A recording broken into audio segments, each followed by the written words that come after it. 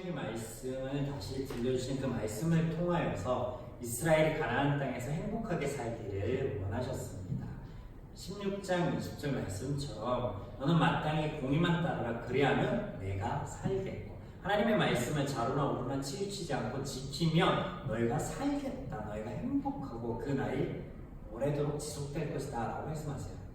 이스라엘이 하나님의 간절한 바람을 이루어 사는 길은요, 행복을 구현하는 길은 이와 같이 공의를 지키는 거예요. 공의를 지키는 거.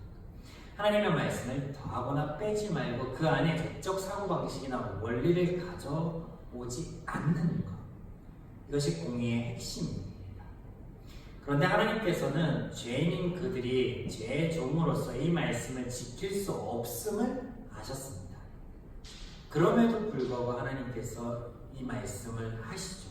그래서 섬기지 말라 한 우상들을 그들이 섬길 때는 어떻게 처리해야 될지, 또 하나님 앞에 세움받은 이들이 하나님의 말씀의 원리를 벗어날 때는 또 어떤 일들이 일어날 것이고 또 어떻게 처리해야 될지 이런 말씀들을 언급하세요.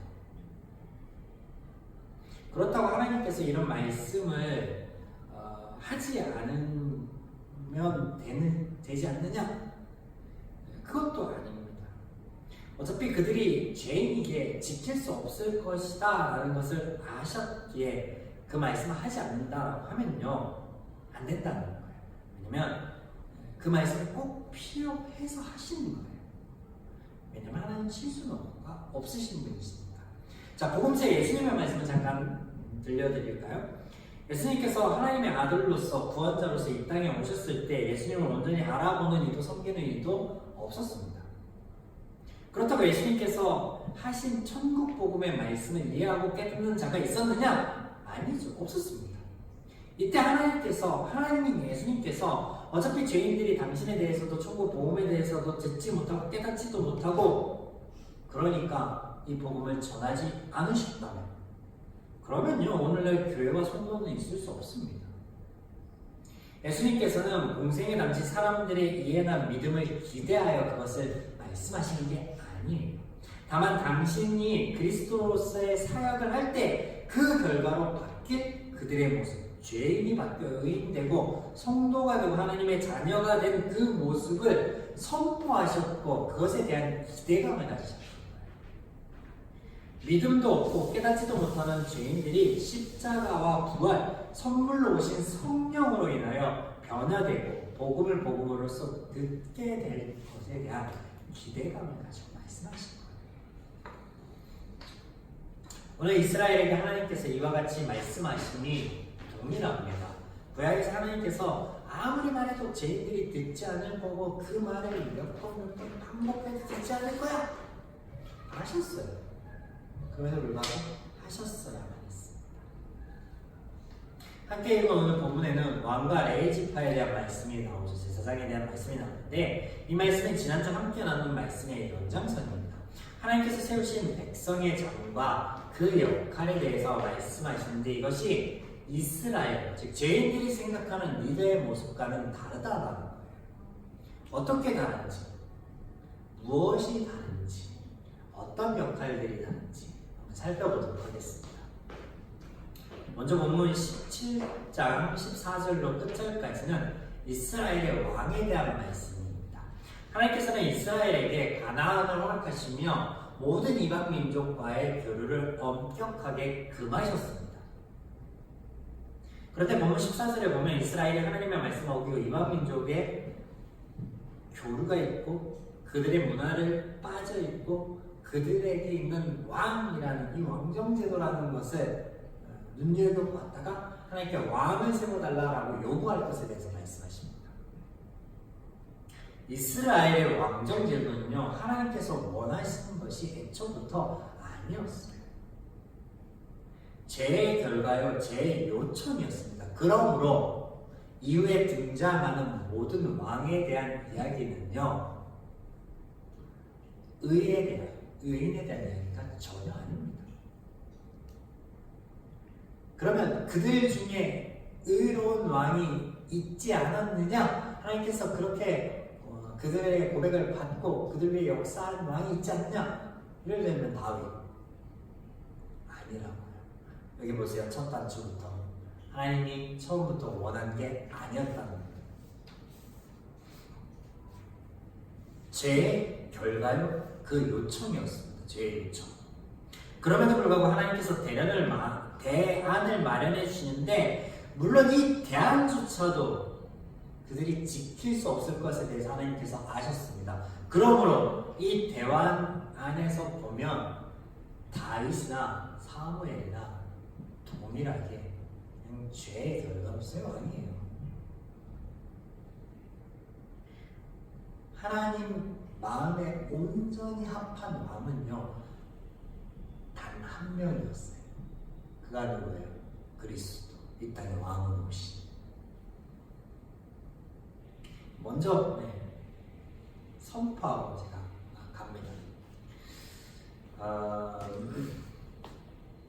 하나님이 앞서 말씀드린 것처럼 왕에 대한 요청부터 시작하여서 그렇게 세움받은 왕이 하나님의 월과 마음으로 그들을 통치할 것이다 라는 기대감을 가지고 그렇게 해야만 너희들이 행복할 것이다 라는 마음으로 말씀하시는 것을 지키지 못할 것에 대한 알미 있었어요.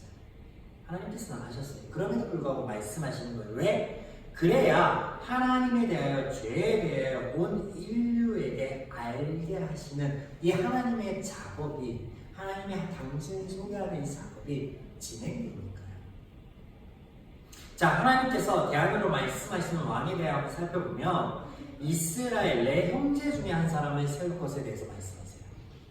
그래서 저는 하나님이 택한 자를 세우라라고 하시죠. 이 말씀은 무슨 말씀이냐면 하나님을 아는 자를 세우라는 거예요. 하나님과 언약 관계에 있는 자를 세우라는 거예요. 왜 그래요? 이스라엘의 왕이니까 이스라엘 사람 중에 있어야 되지, 그런 어떤 그 민족적인 혈연적인 얘기가 아닙니다. 얘기가 뭐냐면요, 앞서 이렇게 얘기하시고 뒤에 들어서 왕이 하는 일에 대해서, 왕의 역할에 대해서 설명하는 부분들을 이해하려면 이 첫 단추를 이해해야 돼. 이게 무슨 말이냐면 하나님을 아는 자가 하나님의 마음으로 하나님의 원리로 백성들을 다스릴 것에 대한 하나님의 바람이라는 거예요. 그래서 시작된 말씀인데, 그렇게 세움받은 왕은 이방 민족의 왕하면 우리가 떠올리는 그 왕의 모습과는 전혀 달라야 되는데, 그 다른 모습이 어떻게 등장합니까? 병마를 많이 두지 않는 것, 아내를 많이 두지 않는 것, 은금을 쌓지 않는 것이 다 하지 말라는 거예요. 즉 하나님의 원리 안에서 왕은 자신을 위하여 군사력도, 왕권도, 경제력도 강화하거나 키워서는 안 된다라고 말씀하십니다. 세상이 얘기하는 이런 왕은요, 허수아비예요.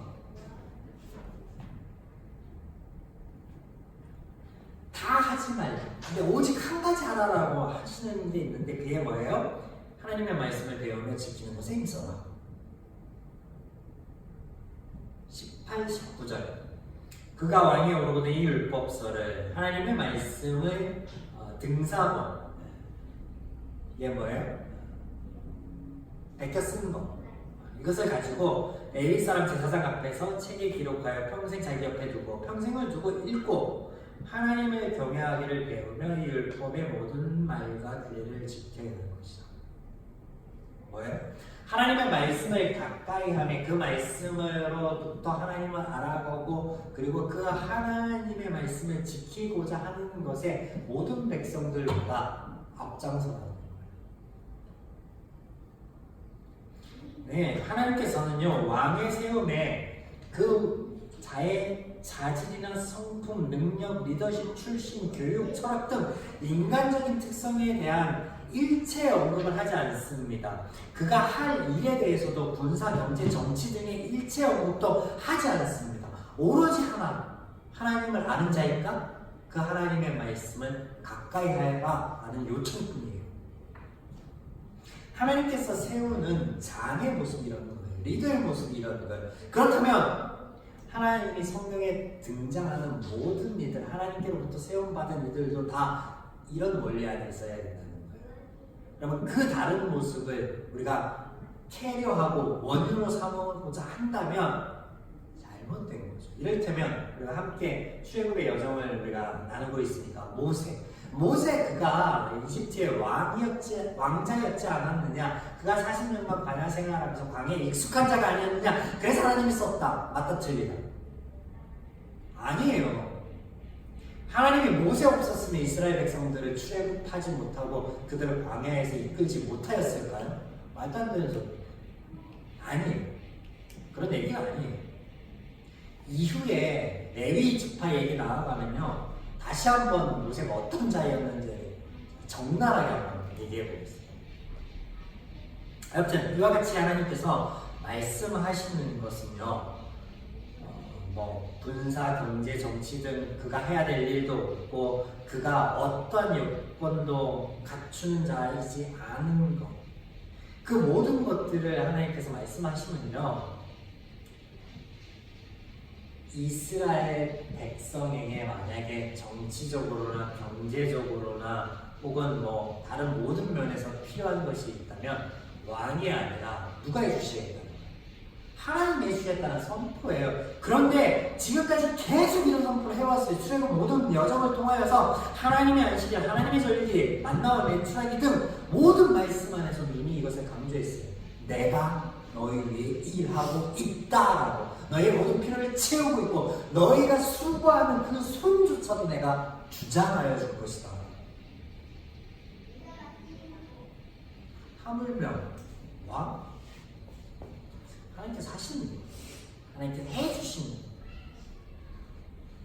또 왕의 위치가 다른 이들 위해 군림하거나 권력, 권세를 가진 자가 아닌 섬기는 자, 하나님 나라, 그 하나님의 말씀과 원리를 나누는 자이어야 된다라고 말씀하시는 거예요.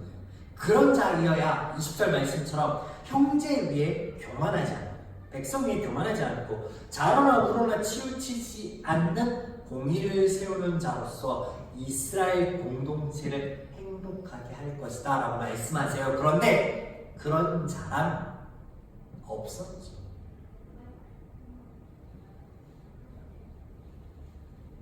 지난주 나눈 말씀의 연장선인데, 공의를 행하는 왕의 모습. 왜? 이스라엘 공동체의 행복을 위해서. 그들이 세워달라라고 요청할 때 그게 비록 죄의 요청임에도 불구하고 하나님께서는 그렇다면 그 죄의 요청에서 죄의 결과인 아픔과 죽음이 너희들을 주장하지 못하도록, 공동체를 깨고 너희의 행복을 깨지 못하도록, 너희의 삶을 깨지 못하도록 하는 방법을 알려줄게 라고 하시면서 말씀하시는 내용이에요. 이어지는 말씀, 같은 문단 안에 있는 거예요. 우리가 장절 구분이 되어 있지만 두 번째로 살펴볼 것이 바로 레위 지파 18장 1절부터 8절까지. 하나님께서는 왜 신앙 공동체로서의 왕을 말씀하시면서 이 레위 지파를 언급하시느냐? 여러분 기억하실 겁니다. 레위인들이 형제들을 도둑한 자들이고 생명을 빼앗는 자였고 이스라엘 위에 서서 우쭐대던 자들이었어요. 그 레위 지파의 리더가 맏형이 누구였어요? 모세.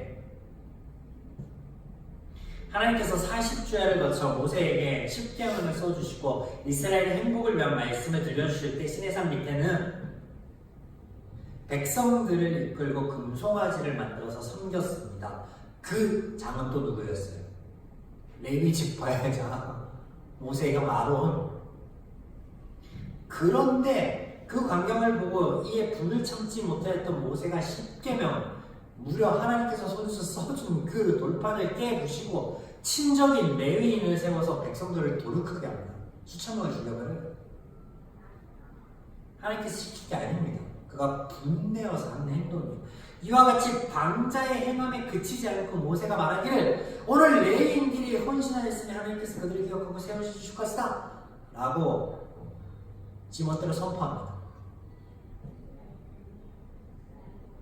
하나님께서는요, 그때 모세나 이방 민족들과 같이 금신상, 송아지를 섬기는 이 백성들을 다 탓하지 않았어요. 동일하게 긍휼히 봤어요.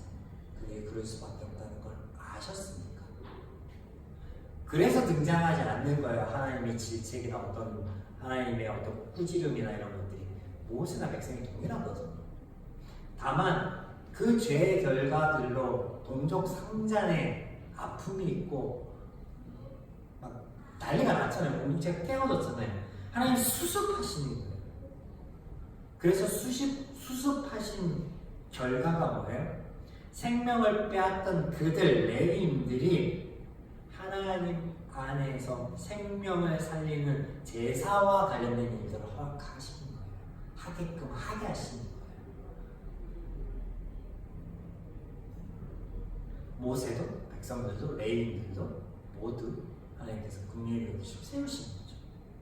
그래서 세움받은 레위인들이요 가나안에서 분깃도 없고 기업도 얻지 못합니다.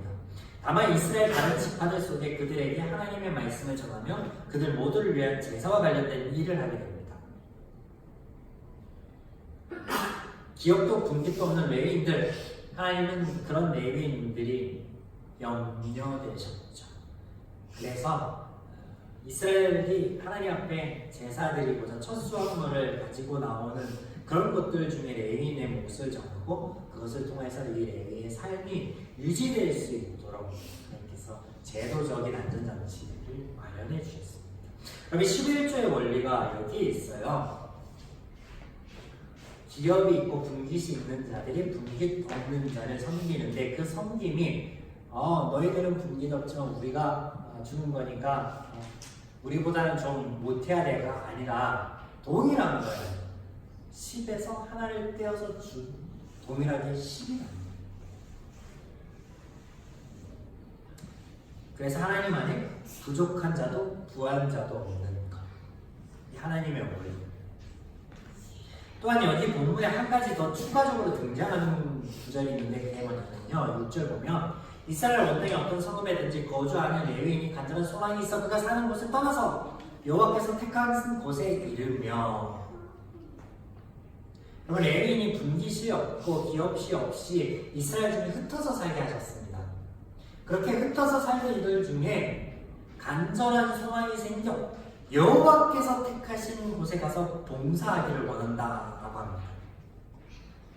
근데 하나님께서 이것을 허락하시고 그때에도 제사와 제물에 관련된 받을 몫을 동일하게 받을 수 있도록 하십니다.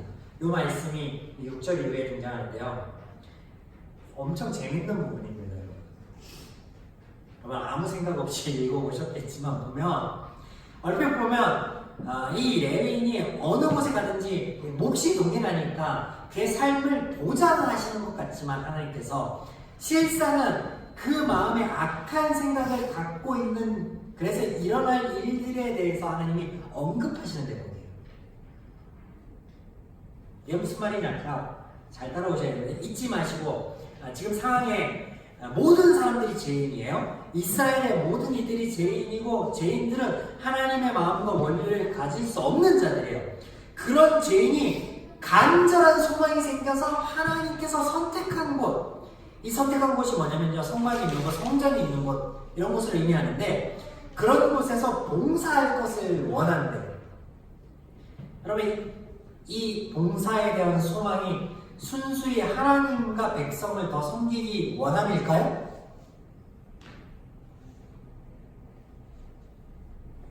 아니죠. 아니에요. 주석가들이 아주 재미있게 해석한 부분이 있는데 이 하나님께서 택하신 곳을요 중앙성소 이렇게 표현하고 있어요. 중앙성소. 사람들이 말하기에 지방 한 집보다 수도에 남아있는 게 좋다라고 합니다. 왜 수도에 남아있는 게 좋아요? 더 높은 곳을 오를 수 있고 더 많은 것을 얻을 수 있습니다. 레위인이 지방에 흩어져 있는 것보다 성막이 있고 성소에 있는 곳에 가서 내가 이 업무를 다 하면 얼마나 더 부하고 평안하고 얼마나 더 뻗어날까 이런 마음이 있는 거예요. 그런데 어찌합니까? 백성들의 제사나 제물은 늘 동일합니다. 그리고 또 레위인들이 받을 몫도 동일합니다. 그럼 뭐예요? 지방에 있거나 여기 중앙성소라고 표현한 학자들이 그곳에 있거나 동일한 거예요. 그 어떤 이익도 권세도 권리도 없는 거예요. 재밌지 않습니까, 여러분? 그럼 이 말씀이요, 사사기에 가면 어떻게 이어지냐면요, 사사기에서 한 가족의 제사장으로 지내던 레위인이요, 이 다른 지파가 와가지고 그 가족에게서 막 그 음란이 생기는 그것을 빼앗고 그에게 이런 말이에요. 야, 네가 한 가정의 제사장인 것보다 한 지파의 제사장인 게 더 낫지 않느냐? 그러니까 어떻게? 옳소, 그게 더 낫죠? 하고 가잖아요. 요 얘기 지금 6절부터 등장하는. 자, 공의부터 생각해 보면요, 공의는 뭐예요? 하나님께서 말씀하신 거에 더하거나 빼지 않는 건데 사람들은 더하거나 뺀단 말이에요. 특별히 누구 위에 세워졌다라는 직분자들, 교회 안에서 목회자들. 그런데 하나님께서 동일하다라고 하는 거예요. 동일하니까 니들이 그 안에서 가질 권세나 권나 이런 것들이 없는데 그걸 세우려고 하지 말라고 하시는 말씀이 지금 이어지는 거예요. 8절까지 레위인까지요. 오늘날 교회나 이 직분자들, 목회자들이 새겨들을 만한 말씀이에요. 이 말은 뭐냐면요, 시골에서요 한두 명, 개척교회나 혹은 몇만 명 되는 모 교회나 하나님 보시기에는 어떻게 동일하다는 거예요. 그래서 어떻게 하시는 하나님께서 그것이 은혜이니 사람들 앞에나 내 앞에서 혹은 너희 공동체 안에서 우쭐대지 말라고 하시는 거예요. 그런 것들이 너희들 눈이 혼역되고 너희들 마음이 미혹되지 말라고 하시는 거예요. 오늘날 우리가 하나님께 부름을 받고 세움을 받을 때 그것은 온전히 하나님의 은혜입니다. 그 안에 인간적인 생각으로 어떤 자격이나 요건이나 이런 것은 없는 거예요. 우리가 세상 속에서요, 그리스도인으로 하나님의 자녀로 부름받았죠. 그런데 특권이면서도 특권이 아니에요. 자, 특권이 아니다라고 말하는 거는요, 세상 사람들 앞에서 그 특권을 내세우며 우쭐대지 말라는 거예요. 공의, 하나님의 말씀 안에서 모든 이들과 화평하라 하신 말씀 이루기 위해서 우리가 특권이지 말아야 된다. 하나님 앞에서는요, 모두가 동일합니다. 구원받은 성도들은 하나님의 사랑 안에서, 하나님의 은혜 안에서, 하나님의 말씀 안에서 더 누렸으면 하는 하나님의 귀한 자녀들이고요. 교회 밖에 있는 이들은 돌아왔으면 좋겠다라고 하는 하나님의 형상으로 지음받은 이들, 하나님의 잃어버린 자녀들, 탕자들. 그래도 마찬가지입니다. 어느 지역에 어떤 모양, 어떤 모습, 어떤 것을 추구하는 공동체이든 그 공동체는 하나님 안에서 동일해요. 그곳에 모인 이들도 동일합니다. 그곳을 섬기는 이들도 동일합니다. 우리가 하나님의 부르심이라는 그 은혜 앞에 오늘 이 말씀을 통하여서 하나님, 내가 하나님이 부르신 그곳에서 하나님을 알기를 소망합니다. 왕에게 요구한 거예요. 하나님을 알기를 소망합니다. 하나님의 말씀을 자로나 우로나 치우치지 않고 그 말씀을 그 부르심을 적용하기를 소망합니다. 라는 마음을 이어갔으면 좋겠습니다. 그런 마음으로 세워져가는 아름다운 공동체 간접의 되기를 주님의 축원합니다.